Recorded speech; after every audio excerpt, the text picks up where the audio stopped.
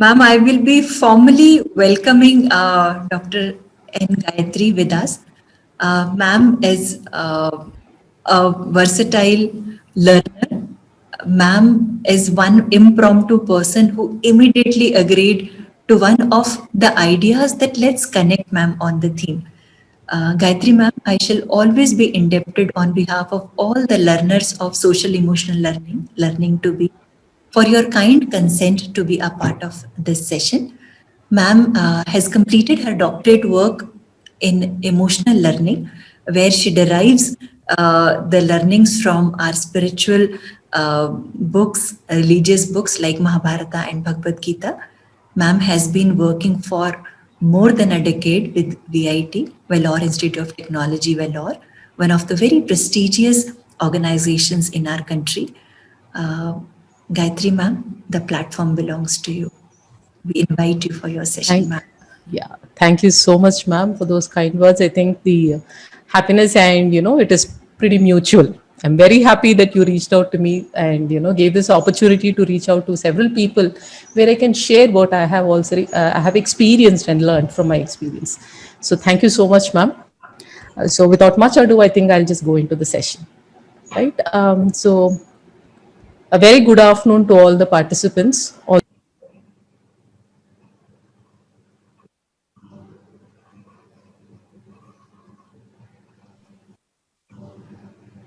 Ma'am, you've gone mute by mistake. Gayatri ma'am?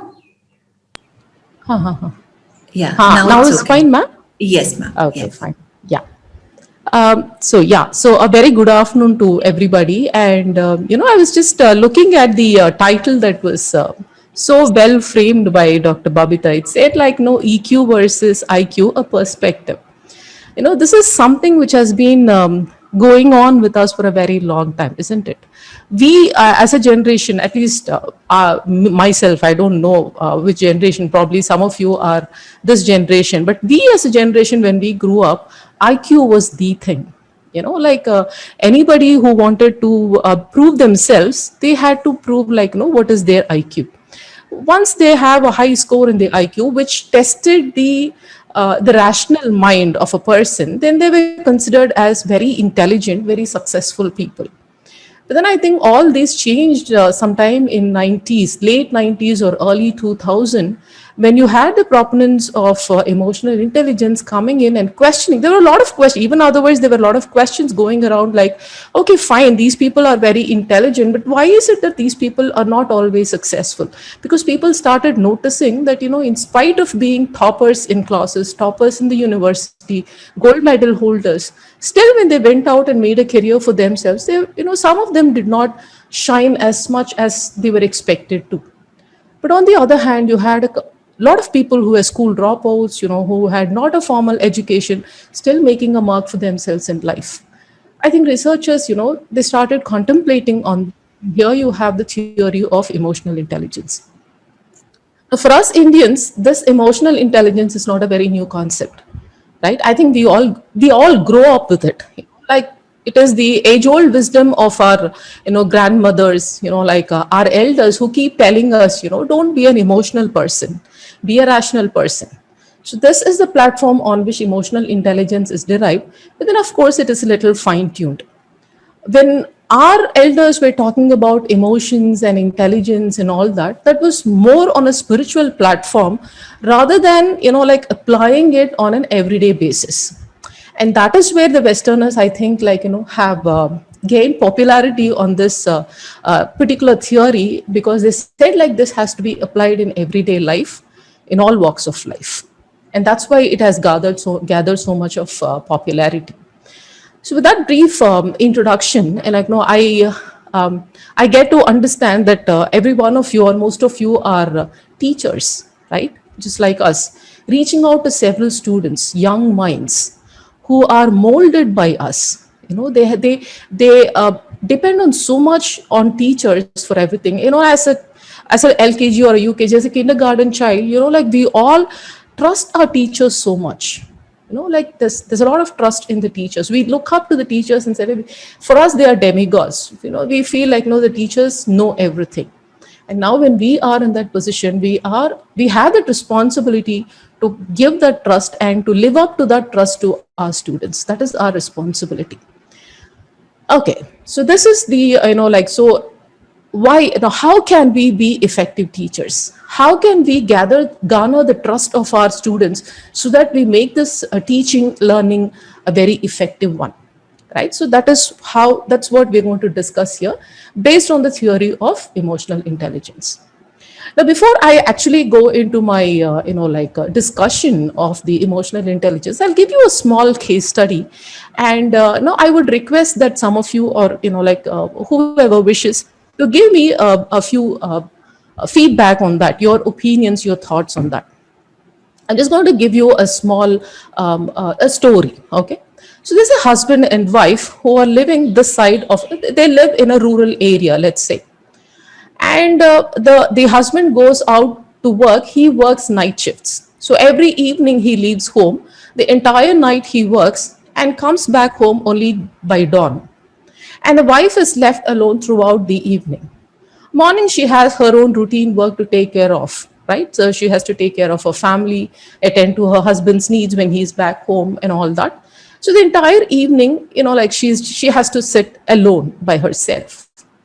This goes on for a couple of months, and then the wife feels very dejected and lonely. So what she does is, she just, the minute the husband leaves for his work, she too leaves for the town or the city, a nearby town or the city. She lives in a rural area, and for reaching the city, she has to cross the river. So she takes the ferry every day, goes to the town, and she just picks up random men. She just goes and, she picks up anybody who she feels like, comfortable with, spends the night with him, that man, and it goes on for a few days until, she feels that, the relationship is getting a little serious. So then immediately she picks up a quarrel with that man and then leaves that man and then goes on to a next man. So this moves on. Every other day she just goes to the town and she picks up a relationship. This goes on for a few months, and one fine day, what happens? She has a quarrel with that person because, the man is trying to get into serious relationship. So she just wants to break it. She picks up a quarrel with that man and then walks out of his house. As she reaches the river and she wants to take the ferry, she realizes that she has left her purse in the man's house.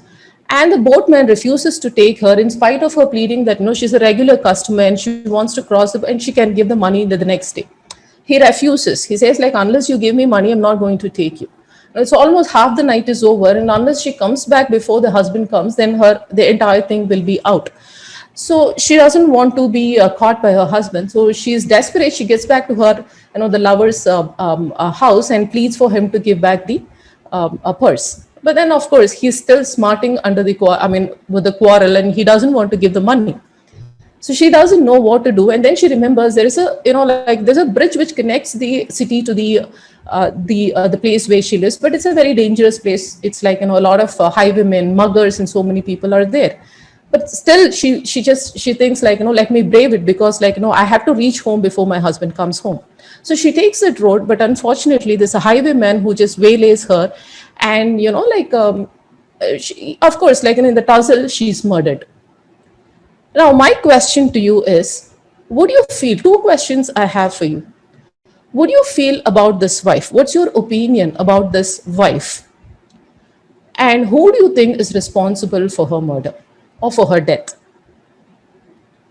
If I can have a couple of responses, please. Yes, ma'am. People are raising their hands. I'll unmute them. Yes. Yes, ma'am. So I think we had Uma Sharma. Ma'am, are you able to unmute yourself? Uma Sharma, ma'am, are you able to unmute yourself? Hi, ma'am, this is Sonia this side. I'm able to unmute myself. Are you able to hear me? Yes. Ma'am. Please, ma'am, please switch on your camera. Yes, okay, ma'am. Just give me a second. Okay. I hope you are able to see me. Yes, ma'am. Hear me too, right? It's the first question what we ask now, right? Perfect, ma'am. First of all, the story was I could just imagine everything what you were saying, ma'am. So it was really nice to hear the story. And yes, the responsible what I feel is first question you asked, who is responsible, right, for the death? Yes. Right. So I believe that her loneliness, first of all, to take the first step to go out of the house, Mm-hmm. where she was, there was nobody where she can vent out her emotions, social, like there was no person where she can share herself, her feelings, whether it is physical or whether it is mental or social, emotionally. Mm-hmm. She was very deprived of that. Okay. So I don't feel that the circumstances were responsible. Rather, I can't say somebody else was responsible to it. The surroundings, the environment was responsible. Okay. From what So I could your get it, your yeah. opinion about her, ma'am? What do you feel about her? What I feel about her, I feel her about her. Like I felt very. She was very unhappy soul. I could say I felt like that. Okay. So you feel That was sad it. for her? Yeah, I feel sad for her. Okay. And Fine. Thank that's you. the thing. Right. So anybody else who has a response to this?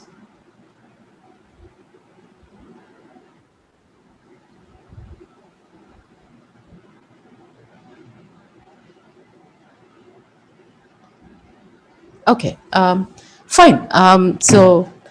Normally, I just ask this question in a psychology class. We just have this particular case study when you're talking about like how we victimize people and all that. That's in a different context, but still it serves the purpose for me over here, and which is why I took this case study.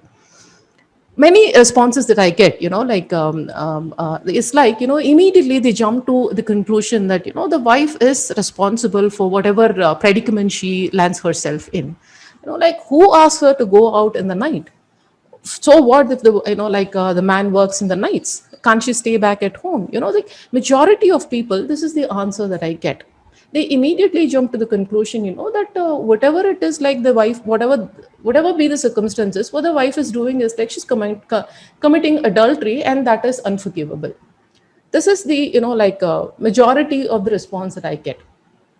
So based on this, I will just go ahead with it. I mean, with the discussion. So when this kind of response comes in, I just throw in some more information. I say like, okay, fine. Like there are a lot of gaps in the story which I have told you. You never ask me like, what exactly the husband does and why is it that he has to go, I mean, the entire night, people even go at 9 o'clock and come back. So, there are a lot of gaps. And what, I mean, like, is he a nice person? Is he taking care of the family properly?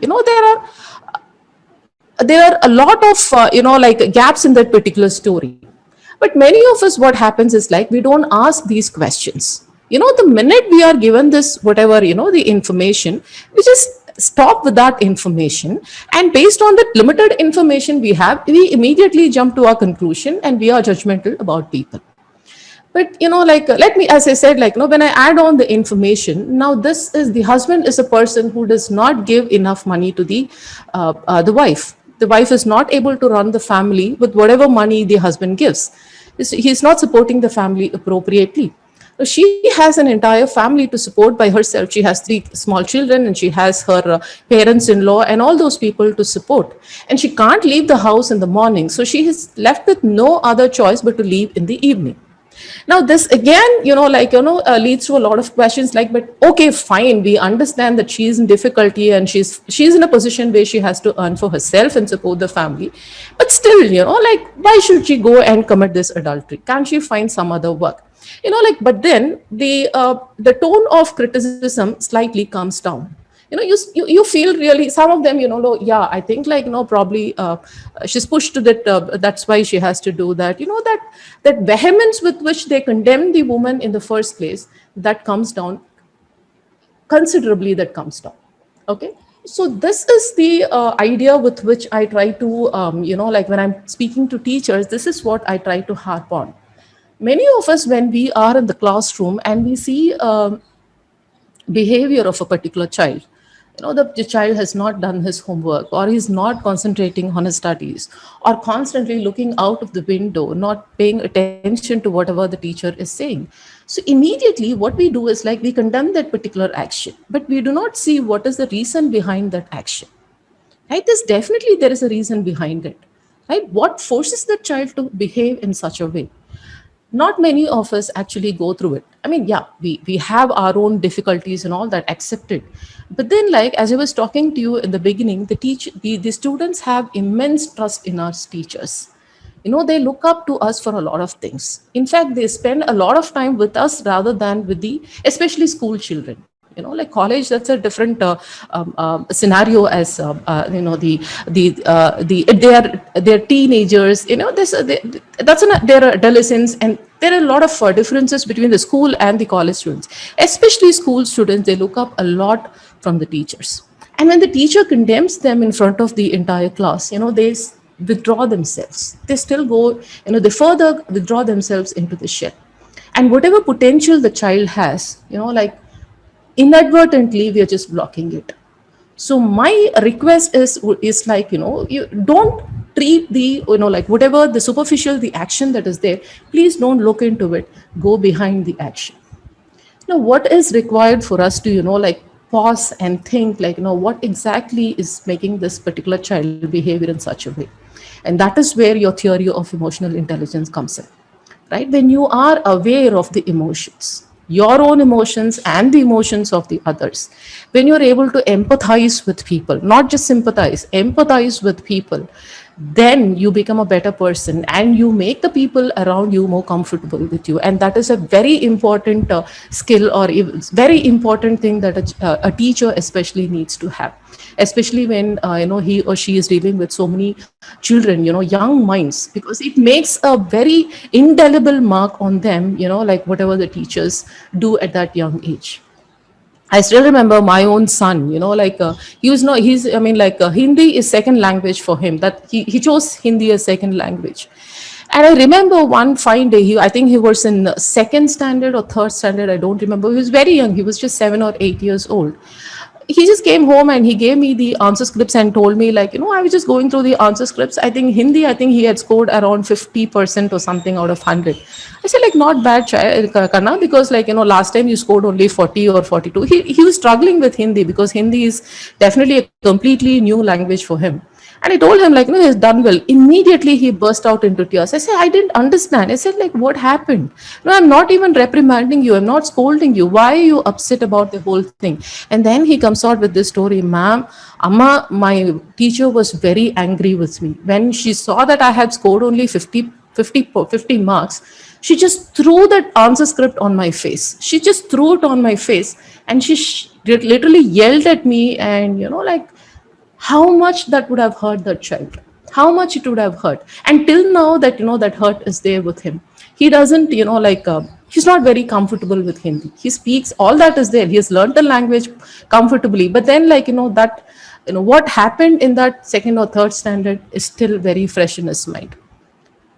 So, you know, like, that makes a lot of difference in the children, and it takes a lot of beating on their psyche as well, right? So we need to improve this emotional intelligence, which empowers us to empathize with our children, which makes us understand the child before we actually, you know, like, try to reach out to them. And it is important for every one of us teachers to reach out and have a connect with our students. Otherwise, you know, whatever teaching we are doing, it does not reach to the child, right? So with that very strong, you know, like comment, I'll just go into what is emotional intelligence, because emotional intelligence is very, very important for every teacher to make a very good connect with the students and make this teaching learning process an effective one. So with that, I'll just quickly go into what is emotional intelligence, how we can strengthen this emotional intelligence. Fine. So where's my, yeah. So I guess you can see my PPT. So I'll just quickly go through what is emotional intelligence. Okay, so emotional intelligence is, if you look at any human being, you know, he is a combination of emotions and intelligence. It's just the degrees are varying. Okay, some people are more emotional, some people are, you know, like, more intellectual, more rational, you know, it just depends. So every human being is a combination of these two. And as I put out there, you know, like, an ideal person, you know, like, a balanced person will be someone who has his emotions under the governance or under the control of his intellect or his reasoning power. If the, I remember my teacher telling me, like, emotions are like the river that is flowing. No doubt it, it lends fertility to the surroundings and all that, but then it has to be protected by those two banks on its sides, which is your reasoning power or your intellect. Without those two banks, like what happens to the river, you can know, you're right, it will just flood the entire village and it is only disaster, right? So emotions are important, emotions are very, very important for us, and this is where, like, as I was speaking in the beginning, like, though our elders asked us, like, emotions have to be kept under control. I think, like, somewhere down the line we misunderstood this, or we misunderstood as, like, we should not be, like, emotions are detrimental to us. It is not like that. Emotions are very, very important for us. You need emotions, okay? You cannot abstain from emotions. You cannot stop yourself being emotional. The only thing is, like, it has to be governed, or it has to be controlled by your reasoning power or your intellect. Now here I have just given you, like, no, only intelligence or only emotions. These are like extreme situations where a person is, like, completely devoid of emotions. But then, like, of course this is a very rarity, not nobody can be like that. But then, like, what happens, like, I just want to tell you this example. I think if you have read Goleman, he would have he discusses this case study about this lawyer who meets with an accident. He meets with an accident, he just undergoes several surgeries, and then after a couple of months, he's out of the hospital, he's fine. He's cured of everything, he comes out. But then, like, when he comes back to his normal life, he just finds that there is something very peculiar. He's not able to take even small little decisions. Like, what shirt do I wear? Do I wear a pink shirt or a blue shirt? What do I have for my breakfast today? At what time do I meet this person? Small little things, he's not able to decide on that. He's totally confused. Now this goes on for a couple of weeks, and then, people around him, his family, take him back again to the doctor and say, like, no, there's something definitely terribly wrong with this man. He's not able to decide on small things, even little things. And then when the doctors, like, they go with the diagnosis, they finally find out, like, his prefrontal lobes, which is supposed to be the, it is a part of your brain which is supposed to be the seat of your emotions, that has been, damaged severely in the accident. So when that is, like, so his emotions, he's completely devoid of emotions. So when he does not have any emotions, he's not able to decide. Okay, so emotions are very, very important for your, decision making. But on the other hand, again, we all know, like, if you're completely in the hand of your emotions. Again, to take a case study from Goleman, I think the little child's name is Matilda. What happens is, like, one day, Matilda, she says, like, today I'm going for a sleepover to my friend's house. And the parents agree to it. And once the child leaves to her friend's home, the parents leave for the evening show. But for some reason, Matilda comes back, because I think her friend is not there, or whatever reasons, she comes back, and the parents do not know that Matilda is back home. They finish the movie and they come back late at night, and, like, they find in a particular room, the light is on, and they hear some noises over there. So they immediately jump to the conclusion that there is a burglar. There's someone has intruded, someone who has broken into their house. And the father, like, very cautiously, he says, like, no, he asked the wife to stay out, and he says, like, don't enter, let me go and check out who it is. So very cautiously, he panics. There's so much of fear and panic in him. What if this person is, like, armed, and all those things? There's so many. Your mind, we all know how our mind reacts to the certain things. Like, when completely in the grip of his emotions. So he just, like, imagines a lot of things, and he just has a pistol with him. So he has himself armed, and he just enters the room. Meanwhile, what happens is, unfortunately, Matilda feels like, no, she wants to play a prank on her father. She hides herself inside the cupboard. And as the father enters the room, she thinks, like, she can jump on him, and then she opens the cupboard and then jumps out to scare him. But then the father, who's already in the grip of all these emotions of panic and fear and all that, without, fraction of a second, nanosecond, he just pulls the trigger and shoots the daughter. Nothing registers for him. His own daughter, but nothing registers to him. Like, everything is completely blinded. Now, this is a real story which Goleman discusses in his book. So when you are in the completely in, like, in the grip of emotions, and your reasoning power is completely lost, then it is disastrous, not only for you, for people around you as well. On the other hand, if you don't have any emotions, that also is very, very detrimental. But I think I'll focus more on the emotions part of it, because as I said, like, no, this, I mean, like, it's a rarity. It's unless and otherwise, like that lawyer who met with an accident or something. Every one of us have an emotional mind. We all have our emotions in place. Only thing is, like, as I said, like, the degrees are varying. Some of us are more emotional, some of us are more rational. Okay, fine. So emotions are important. Intelligence is also very, very important. As I please remember the example of the river that I said. As long as your emotions are protected by the banks of the reasoning power, you're happy. You're a good. You're a nice person. I mean, you're a successful person. Fine. Okay. So with this, I mean, like, introduction to emotional intelligence, I'll move on to, like, okay, fine. So how do I become emotionally intelligent? Right, that's a question, right? Now you're telling me, like, yes, I have to control my mind, my emotions have to be governed by my intellect, my reasoning power and all that. But how do I become emotionally intelligent? Can I become, there are a lot of questions. Some people even ask, like, can this be developed? The answer is yes. Yes, you can become emotional, you can develop, you can evolve yourself, right? So what do we need to do?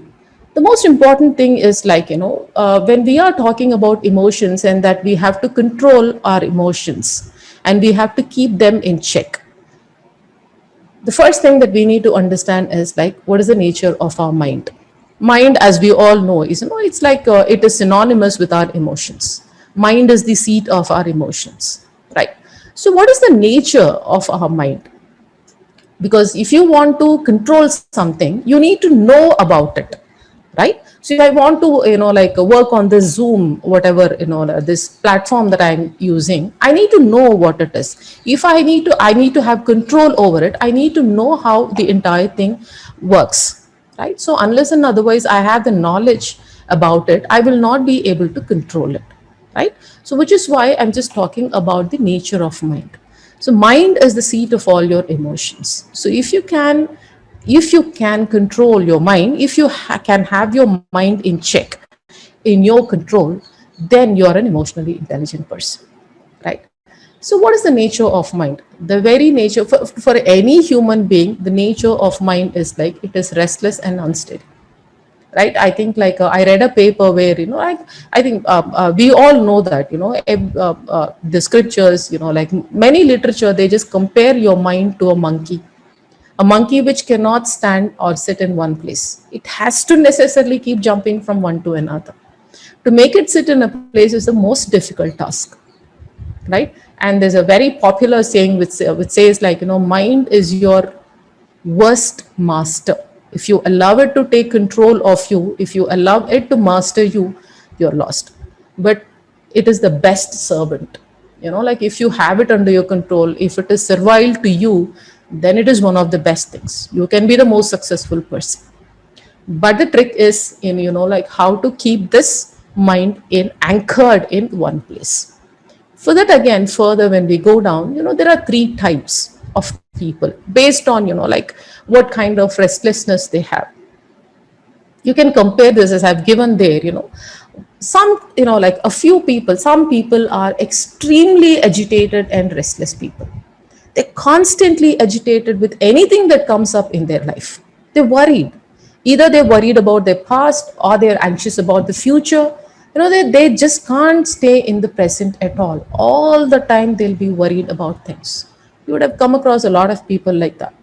Some of your friends, some of your, like, very close associates, your relatives, like, you just try to think, like, all the time they'll be agitated. Any small little thing, any work that you give them, they'll be so restless and unsteady and worried. And, like, eventually they'll make every one of us tensed as well. Very difficult to work with such people. Like, constantly moving from one place to another. This is one type of people. The other person, like, this, as I have given the example, it's like a cone which, like, if you want to place it on its tip, obviously it's not going to stand. It keeps falling off, right? So there are such people whose mind cannot rest at all. Very, very difficult. And as I said, the reason for it is, like, they're either worried about whatever happened in the past, always thinking about, oh my God, last time, in this pandemic also, like when a lot of people like, what happened last, recently, I'll give you a wonderful example. We were conducting the VIT entrance examination, and the first day went on perfectly well. Then the second day when we logged in, the 11 o'clock slot, there was some problem, the website that we were using, like so many people, the server crashed. So there was, 15, 20 minutes we tried to rectify it, but it was not rectifying. So we postponed the entire examination to the next day. So we informed the students who were taking the exam on that day that there was a problem, and we told them like, the exam will be on the next day. That was a Sunday, so we had no other exams, scheduled on that day. So it was easier for us. So we scheduled the exam on Sunday. But unfortunately, what happened was 11 o'clock, we again log in. Again, there was some problem. We were not able to log in. You should have seen the kind of comments from, the 11 o'clock is jinxed, like what happens to this 11 o'clock slot? Because like we are scheduling it 11 o'clock. Yesterday it happened, today is also happening. There's so many connections. There is absolutely no rational connect to what happened yesterday and what is happening right now. Right? So you can't, what has 11 o'clock has to do with whatever that is happening with the server? Does the server recognize that it is 11 o'clock in the morning and I have to crash? So irrational, unreasonable, but still this is how some people mind works. They try to connect everything with what happened in the past. And they say, this is how, like last time also it happened. So this is how it's going to happen today. Even before it happens, that's how they connect. And, like they make a mess of the entire thing. Or they're worried about the future. Oh my God, what's going to happen tomorrow? Like this kind of people, totally restless. And there is the imperfect people. They're fine, as long as things are going smoothly, they're fine. But there is some little disturbance with them, they get agitated. It takes quite some time for them to come out of that. It depends on the person. Some people come out in 10 minutes. Some people, for them, like it hurts for hours together. For some people, it's one whole week, they keep thinking about it and hurting themselves and hurting others. That's how they are. And of course, the last is like, they're a well-balanced people. If you have a cone that is resting on the base, then it's perfect. It's not disturbed. So these are the three types of mind, or, how a mind works in different kinds of people. Broadly, you can categorize everybody in these three types. Now, what you have to do is like you ascertain your type. What kind of a person am I? Am I a restless person who gets agitated with whatever, whatever is, kept in front of me? Or am I a person like, okay, fine. So this is the problem. Okay, fine. Let me think about the solution. What can I do about it? What can I do to resolve this? So what kind of a person are you? Which category do you fall into? This is the premise. Like once you ascertain your type, then you can start working on it. Right? Without even knowing what I am or what we are, it's very difficult for us to solve it. So unless you know the problem, you can't find a solution. So find out of all the three types, which one are you? Are you the perfect one? I'm a person who's not worried about anything. Okay, so okay, fine, problems are there. Let me just face it. Or like when the problems come, I get agitated, but then later on, I'm like kind of okay with it. So you ascertain your type. That's the first thing.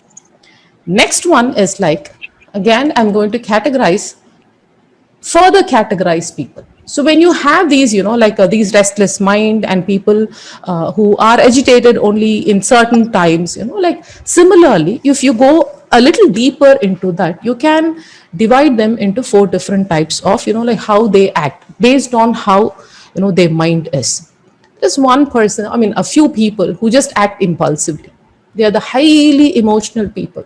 They just don't think before taking any decision. They just go ahead and, they just do it. And the worst thing is like they don't even take responsibility for whatever it is. They just place the blame on someone else. Whatever reasons, like that, if I want to go further down into it, that can again be categorized into several compartments, but I'm not going into it. Okay, probably on a later date we can do it in depth. But for right now, let's divide people into 4 different categories, broad categories. So there are people who just act impulsively and they don't even take the responsibility. They put the blame on others, highly emotional people. And then you have the others, Once the action is done, and then they understand, oh my God, I shouldn't have done this. I think many of us fall in this category, like, why did I shout at that person like that? Whatever came over me, why did I do that? Like most of us ask this question to ourselves after, like finishing that task, after finishing that action. This is one category. I mean, like this, the third category, who's slightly better, even as the person is doing, like the intellect kicks in and said, oh my God, I think what I'm doing is completely wrong. This is going to land me in trouble, like even as the person is doing. But again, it doesn't help much. But at least, like, you have the intellect kicking in and telling the person, like, this is wrong, this is wrong. Eventually, probably he'll just move on. And then the fourth category, the perfect person who thinks, who pauses, who thinks, and then goes ahead with this action. So there's no problem with this person. Okay. So these are 4 different categories based on how your mind works. Are you a highly restless? No, is your mind highly restless? Or are you like the cone which is placed on its side? Or are you the cone which sits on its base? Based on these 3, you can categorize people in 4. Now, again, you think about yourself. Which category do you fall into? Are you a person who make a mistake and then, oh my God, hit yourself saying like, my goodness, I should never do this. Why did I do this? Or are you a person like, even as you're doing, then, you suddenly realize, my God, I'm doing a very wrong thing. But wherever you are, like once you have a certain, like, this is what I am, please try to move forward. Okay. So you have to develop your intellect. You have to practice more of your reasoning abilities. Obviously, the question arises like, how do I do that? Okay. So here's a small exercise or a small tip that I'll just give you to see if it, like, I hope it, works. Okay. This is something very, very, very effective. I have given this to many of my students and they've told me that, it helps them a lot. Before going, every day, make this as a point, every day before you go to sleep, whatever you did throughout the day, but without being judgmental. Okay, so please don't judge yourself. Oh my goodness, I was so stupid that I did this. I was such a great person. Oh my God, like I'm such a wonderful person. I did this. Please don't judge yourself. Do not. Okay, do not be judgmental. Nor do you get defensive. Oh, no, what else do you think I could have done? This is how I could have done. Anybody would have done this way. Please don't be defensive. Don't get defensive. Neither be judgmental, nor get defensive. But then run in your mind all those things, that happened through the day and how you reacted or responded to those things. Now, how, then analyze. Is it correct? Is this wrong? Could I have done it in a better way? Is this the only way I could have done this? Or is there any better way of handling this? Think about it and then go to sleep. Now, this habit, trust me, when you do it, it doesn't work wonders like, one day you do it, next day you become an intellectual. It doesn't happen that way. You have to do it over a period of time. And, like maybe 2 months, 3 months, depending on, like, as I said, like which category you fall into. Depending on that particular personality, the time varies, but eventually you'll come there. Eventually you'll come to a place where your reasoning power is completely, where your intellect is protecting or governing your emotions perfectly well. And you have your mind completely in your control. That is the most emotionally intelligent person. You have delivered and you come to that place. And once you are an emotionally intelligent person, trust me, you make life beautiful, not only for yourself, for people around you as well. Not only in your professional life, for people at home as well. It's wonderful to live with such people. Okay, so I wish you all the best that you come to that stage and, we all become, wonderful teachers. I would like to close this session with this is something which I always tell my teachers when I go for a workshop.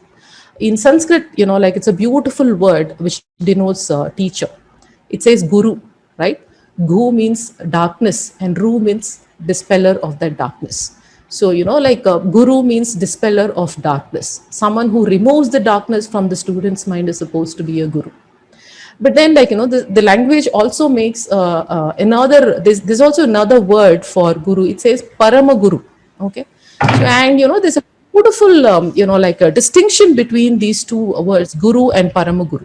He says like, guru is a person who waits for the students to come to him, like whatever difficulty they have, the students go approach the teacher, and they get whatever problems they have, they get it resolved, they get the enlightenment. But Paramaguru is a person who reaches out to the students. He doesn't wait for the students to reach out to him. He voluntarily goes to the students, sees to it, whatever the pain and the trouble and the problem that the student is going through, he takes it as his own. He reaches out to the students, and, sets, does as much as possible to set that student in comfort. Okay. So we're all gurus. There is no doubt about that. But then, I think we have to work from being a guru to a paramaguru, right? So all the very best to you all. Thank you so much. Thank you, ma'am. Thank you, ma'am.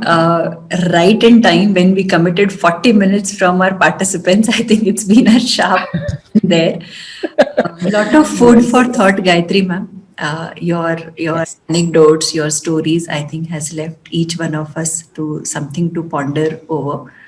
I would leave like maybe 5 more minutes for our participants. If they have any questions, anything which is crossing their mind and they would like to share it with Gayatri, ma'am, the stage Sure, ma'am. is to you. You can raise your hand or you can unmute yourself. We would be more than happy to hear you.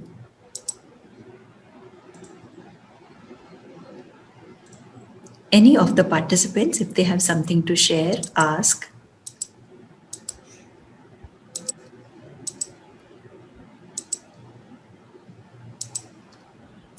Tanya, I think. Tanya, yeah. Tanya, you can unmute yourself. Very good evening, ma'am. Good evening, ma'am. Ma'am, I would like to ask you that the thing which you shared in the last exercise, Huh. ma'am, I have tried it earlier too, but sometimes it happens like that. मतलब कुछ हुआ and in the at the end or in the night, I forget about it, or I have to write in the my journal or diary. So You forget in the sense like what happened right from morning, you're not able to recollect. Is that what you're trying to say, Tanya? yes, ma'am. Yes, ma'am. Ma'am, see, what I would say is like, certain things, like unless it is a very powerful experience, it doesn't stay in your mind, right? Isn't Yes, it? ma'am. So there's no need for us to, like so small little things which, which have not made any impact either on you or on others. Like those little things. There's so many things that we do throughout the day, ma'am. Like 20 hours, 15, 16 hours. There's a lot of things that we do. Not necessarily we need to remember everything. It's not possible. It's not necessary at all. Those things which have made a lot of impact, like certain things are very powerful occurrences in our life, powerful incidents in our life. Those things, at least those things, definitely that you cannot forget, isn't it? Yes, ma'am. But मतलब जैसे sir मतलब मैं आपको express नहीं कर पा रही हूँ वर्ड्स में that what I mean to say. Switch on your camera. Would you like to Yes. switch on your camera, Tanya? Yes, ma'am. Yes, ma'am. Huh. Yes, Tanya. Ma'am,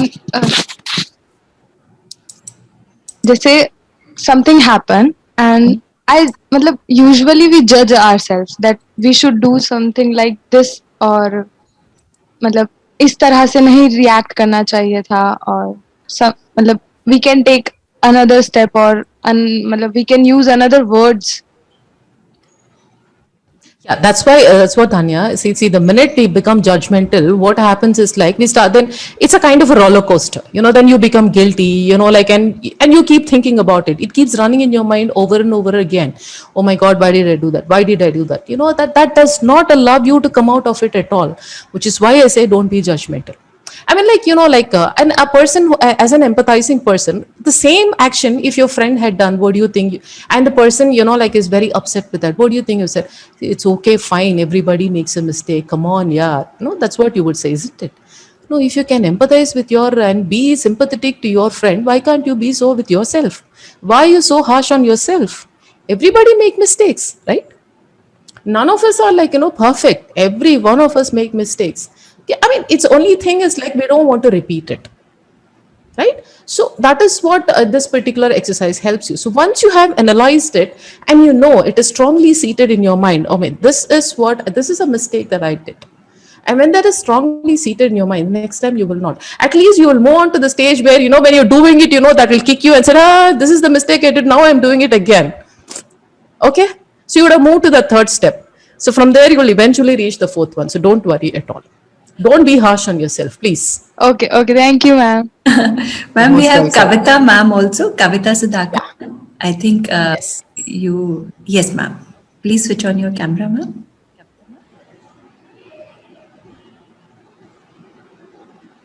Yes, ma'am.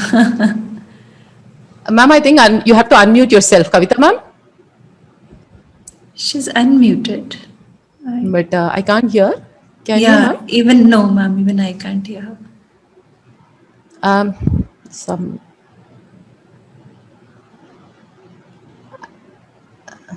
No, ma'am. The audio. Ma'am, can you just type your question, ma'am? Like maybe I think there's something. Yeah. Okay, so by the time Kavita ma'am types her question, anything which is crossing your mind? Good evening, ma'am. Good evening. Yes, Monica Monica. this side. I just have a very, just question coming in my mind, like when we're talking about emotional intelligence and how we can, control our mind. So a very normal question is like, does age matters for making your mind strong and mind under your control? Because at times I'm a little confused. Like people talk about maturity, that as soon as you grow mature, you started thinking that okay, I should have not done this thing, I should have behaved in a calm manner, and you at times you feel laughing also at others. Okay, what are they doing? It is really not required. So does age is the criteria or not for the emotional intelligence? Like Age is definitely not a criteria. Are you learning from your experiences? 80 years old, I've still not learned from my experiences. What is the big thing? What is a number? Age is just a number, isn't it, ma'am? So as long as you're ready to learn from your experiences, like you accept your mistakes, like the most important part is like, for us to accept our mistakes. Okay, this is something that I have done which is wrong. If not to accept to others, at least accept to ourselves. That is what I was talking about. The first category people, they do all the mistakes, but they know they can't accept it at all. They keep blaming on others. It's very difficult to deal with that people, and it is very difficult for them to evolve as well. It takes a very long time, right? So accepting the mistakes, learning from your experience is Yes. what is most important. So age is not at all a matter. completely agree, because it happened in my Yes. life also, that when acceptance came, it took 2 years to accept something, but then I'm emotionally strong. Yes. Exactly. Once your awareness and acceptance comes in, then from there it is like, it is like something that is clogging and, that is off. And then the river, whatever it is, that flows very freely. Gayatri All the ma'am, best, ma'am. Kavita ma'am has typed her question. Yeah, how do help okay, kids process their stressful memories, like the one you said about your son? Ma'am, they will have their memories, like what would I say? Like, each person's mind is different, ma'am. Their thought process is different. All you can do is like give them the support, right? My kid had a very traumatic experience on that particular, but then when he had when he understood that I'm not going to penalize him for all those marks, whatever marks he scores, I only monitor whether he's putting in his best efforts, whatever he has, whatever to his capacity is he working on. As long as he does that, I don't worry about the marks at all. So once he had the trust, okay, fine, this is not a very important thing. The only thing that is important is, am I giving my best? Once that is, established in the child's mind, this, they'll accept it. They'll say, okay, fine. Okay, that's how people will be, because they also come to understand that different people react or respond to whatever in different ways, and they're able to move on, but the scar is definitely there, man. You cannot do away with it. But then, they at least, they know how to work around it and they move on. It doesn't affect anything else, right? So that's part of their experience, their learning experience. They learn it and then they move on. So that as a parent, all you need to do is like give them that support, give them that understanding. You're not there to penalize them. You're not going to there to find fault with them. You're there to support them. That's very, very important. As a parent, as a teacher, whatever it is, the child should have that trust in us. Like I keep telling my like other friends also, especially when we have girl children, they must, please don't shout at them. Small little mistakes, whatever mistakes they do, please, you have a lot of, you have a baggage on your back, and you can't trust that on them. You have to pause, think, why is it that, okay, the child has made a mistake, fine, try to help the child to come out of it. And only then will the child feel, comfortable in coming and telling you things. And when the child does not trust you to come and tell you, you lost the child. It is very, very difficult as a parent, as a teacher. Both you have to earn the trust, gain the trust of your children. That's very, very important. Hope I have answered your question, Kavita. I do not know. We have one more question in our box from Prasanna. Prasanna. Yeah. Empathy is good. The same empathy, when we apply towards ourselves, won't it become self-pity? Self-pity is completely different from empathizing, Prasanna. Self-pity is like wallowing in self-pity. We say like, oh my God, this happens only to me. I am the person who's victimized. All these bad things happen to me. You go on, saying this again and again and again to it, as if the entire world is against you. That is self-pity. Empathy is like, you look at things from, you just put it, I mean, it's like, you remove yourself from the entire situation, incident, and you look at it. You don't take sides. I would say like a judge, disinterested, I would say. You just go through, you analyze the entire incident in a disinterested way. There's a difference between uninterested and disinterested. Disinterested is like the judge who sits on any case, as he's listening to the both the counsels arguing, he just listens to both of them. He grasps whatever both of them are telling, the complete involvement, but he doesn't take sides. Right? So he analyzes the entire thing, and then whatever is right, he takes it. Whether it is like, whether it is like to say that you are right or you are wrong, whatever it is, when you are empathizing with yourself for whatever you have done, towards the end of that analysis, you say like, this, what I did is wrong. Be honest with yourself and say, yes, you have done something wrong. Or you've done something right. You say like, no, what I did was right. That is empathy. Self-pity is like, the analysis doesn't come there at all. Okay. So it's always like, the entire world is against me kind of a thing. And, you keep on complaining and complaining. And, in Tamil, we have a very wonderful word, polambifying. Like, I don't know how many of you can relate with it. You keep complaining about it, lamenting about it. That is self-pity. A world of difference between empathy and self-pity. Not at all. Thank you, Gayatri ma'am. Ma'am, I would just quickly request all our participants, if they could help us by switching on their cameras. Let us freeze some of the memories of this together. Yes. I am not switching on my camera. I am not switching on my camera. So, may I request the participants? Prasanna, please unmute yourself. Sorry, mute yourself. Prasanna. Ma'am, we have done that. Okay. Ma'am, we'll just quick have a grid view and take a picture. CP sir, will you please help me by taking a screenshot of the grid? Sure, ma'am. So can we have it on our screen? Yeah. So just please quickly help us to switch on your cameras. Ma'am, we are joined by Kiran ma'am, a senior colleague. So I would request Kiran ma'am for the closing remarks for the session. Sure. Ma'am, lot of social emotional learning which you see in our behavior we derive from Kiran ma'am. Not a senior colleague, but somebody who's personified for all the soft skills, ma'am, which you talk about. Oh, wonderful. Kiran ma'am, closing remarks from you, please.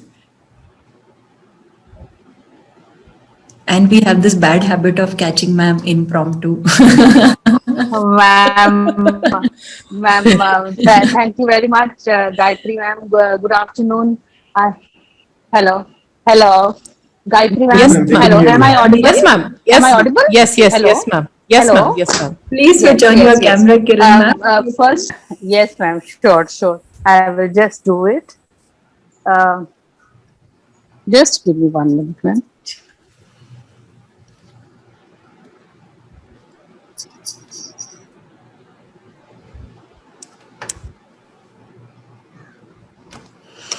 And I'm sure, Gayatri ma'am, all of us, this was, ma'am, as a part of, was a part of under social emotional learning to be a course which I'm developing under UNESCO mentoring. And most of the people who are the participants here are also the learners of our online course.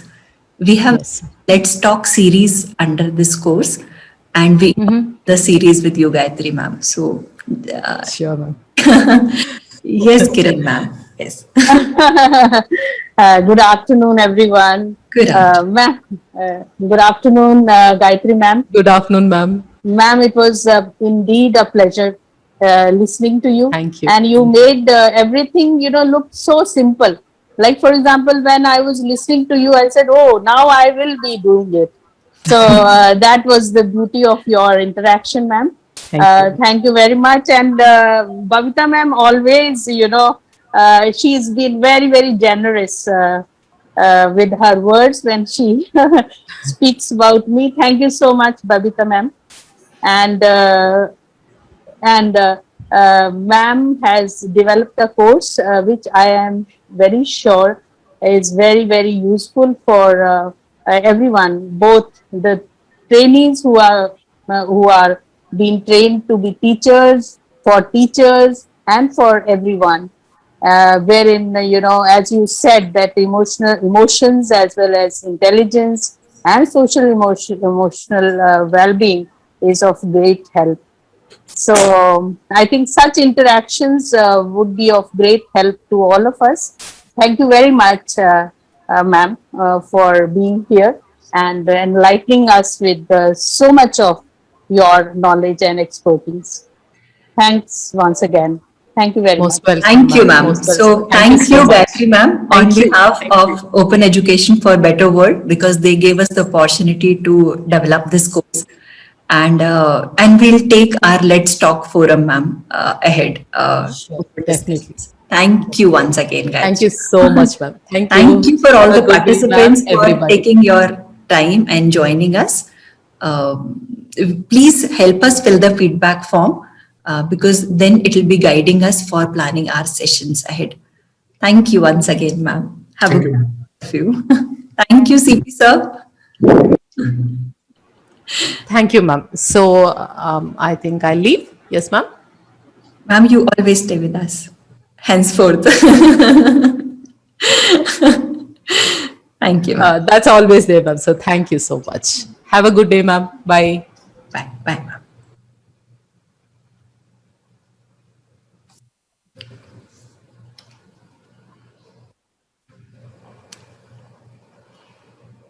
Okay, CP sir. Okay, ma'am. Thank you.